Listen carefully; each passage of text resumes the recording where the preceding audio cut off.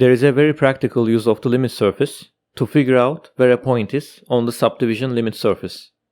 Imagine a character head like the one we were using, and you add a lot of detail to it, just like what we did before using adaptive subdivision.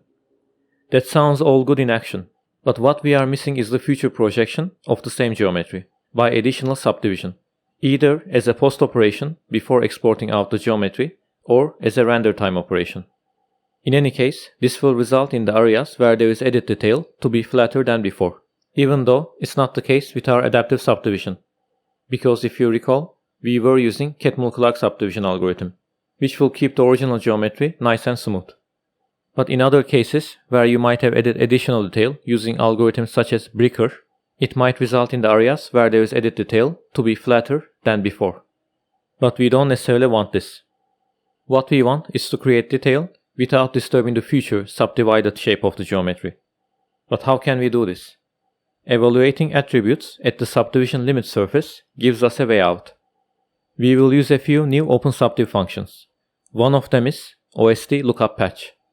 Given a face ID and texture coordinates for a point inside the face, face U and face V, this function will return the corresponding patch ID and patch interpolants, patch U and patch V.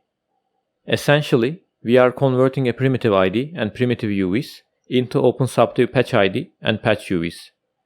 That is how we establish a correspondence between the subdivision cache and the subdivision limit surface.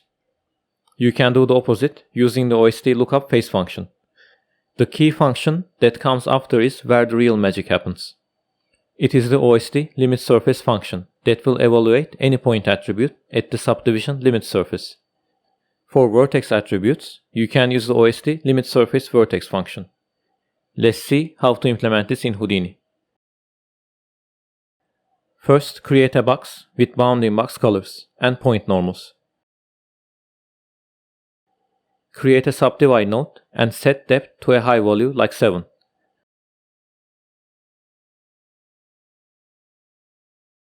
Now create another box, but this time with a lot of divisions. We are mimicking adding a lot of detail to the same model. If you subdivide this geometry, we will not get anything similar to the subdivided version of the original box, which is what we want to get. So create a subnet.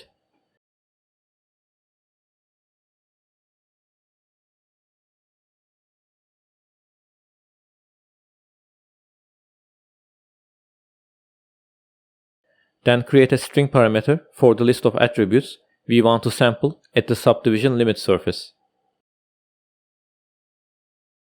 Add an option for minimum projection. We will get to this soon.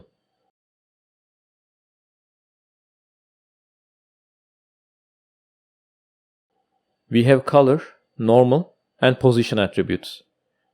So add these to the list of attributes to sample.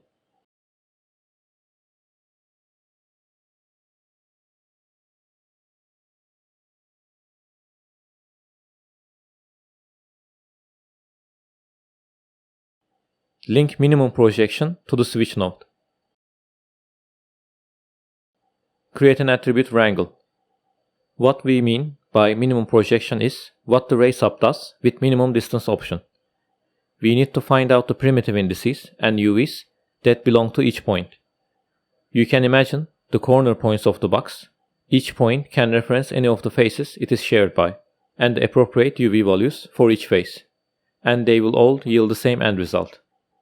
So here we will just perform a standard nearest surface lookup using the xyz dist function and store the return primitive index and UV values. As you can see, we got these attributes. Now create another attribute wrangle node where we will evaluate each point attribute at the subdivision limit surface.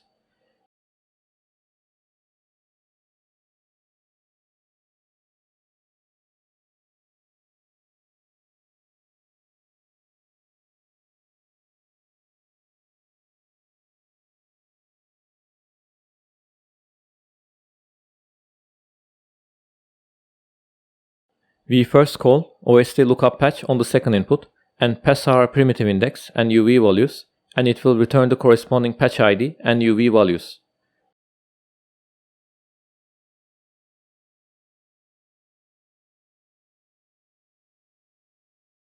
Once we get these, we will split the attribute list using spaces so we can loop over each attribute.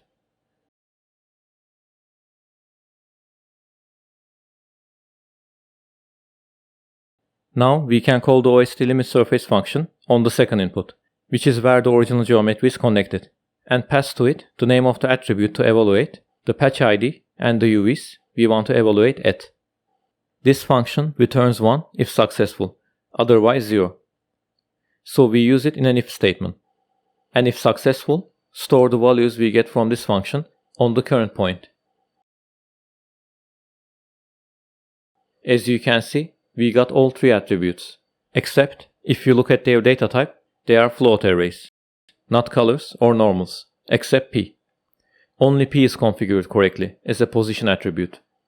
But P is always special, so it's not surprising that it is automatically recognized as a position.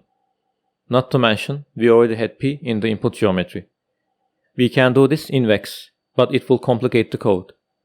And there are some workarounds like copying attributes from the source geometry, but even then that is not fail-proof. There is a more generic and robust way to do this in Python. So create a Python sub and add the same attributes parameter to this.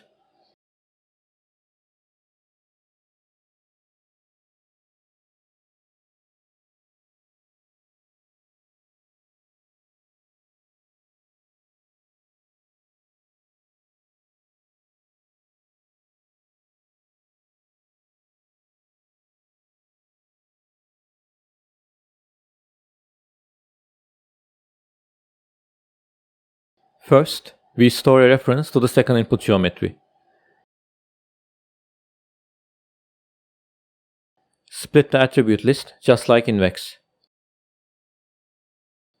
Loop over these attributes and try to find the current attribute as a point attribute on the second input. If it is a valid attribute and it does not exist on the first input, then we need to create this attribute.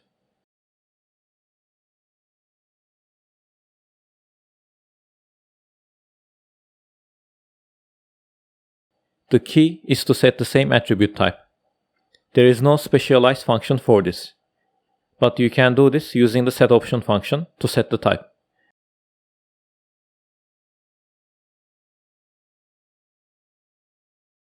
As you can see, we now have CD as color and N as normal.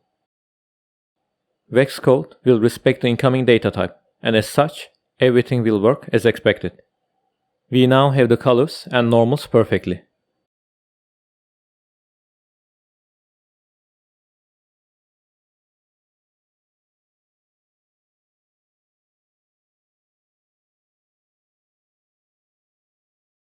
As you can see, the distribution of the points are different between both geometry, but this is expected. One of them is moving the points of an already uniformly subdivided cube to the subdivision limit surface, while the other one is subdividing a simple cube recursively. If you look at the surface itself, you can see that they are identical. You might notice a difference in the shading. This is due to the normals. The default subdivide is using the final polygonal surface to compute the normals, while we are computing the normals from the subdivision limit surface, which should be smoother than any normals we can get from any subdivided polygonal geometry at any level. It is this kind of power that makes subdivision limit surface a very valuable tool in any TD's arsenal. And with that said, see you guys in the next lesson.